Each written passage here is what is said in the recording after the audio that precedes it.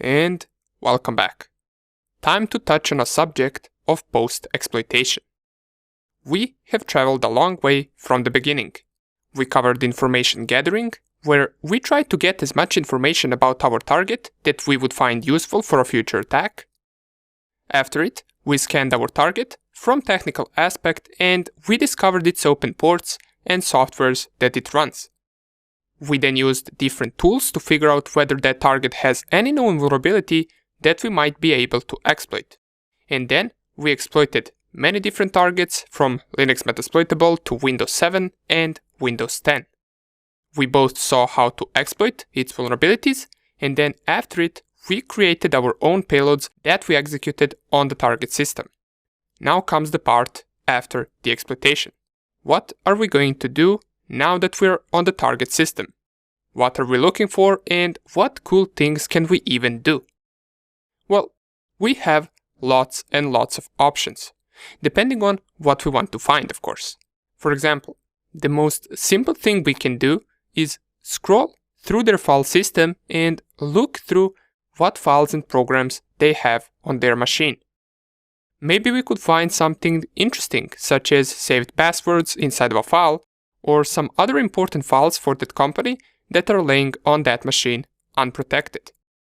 We could also download files from that machine and also upload files to it in case we want to send another payload or another executable that we want to run on their system. We can do all of this with our Meterpreter shell just by running a few commands. Talking about passwords, that is also something that we would look for. We could try to extract saved passwords from browsers, for example. Remember when you click on that button that says Remember Me once you log into some web page?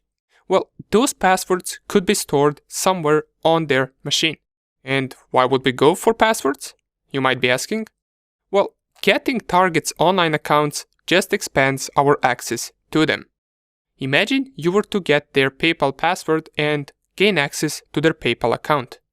That wouldn't be so pretty for them since you would have access to all of their funds.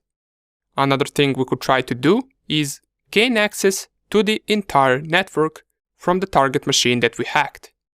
Maybe inside of company's network you manage to get access to one machine, but it doesn't have all the things you might need. Maybe some important files could be on some other machine from that same network. In that case, you would want to try to hack that other machine from the machine that you already hacked.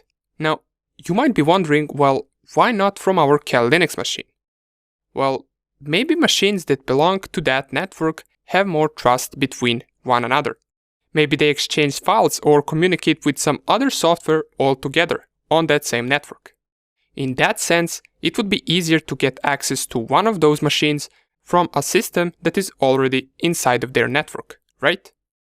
Maybe we would also want to run a keylogger on the machine we got access to. Now, keylogger is a program that captures every keyboard input from that machine.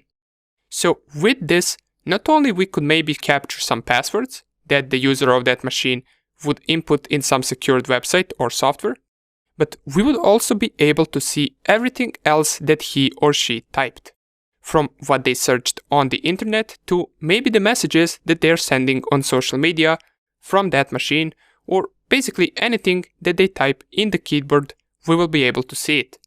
Amazing, right? You can picture post-exploitation as some type of a information gathering on the target system.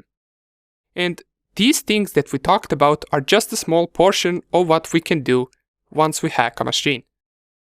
Now that we briefly talked about post-exploitation theory, let us see what available tools and commands we can use to achieve all of the things that we mentioned and even more. See you in the next video.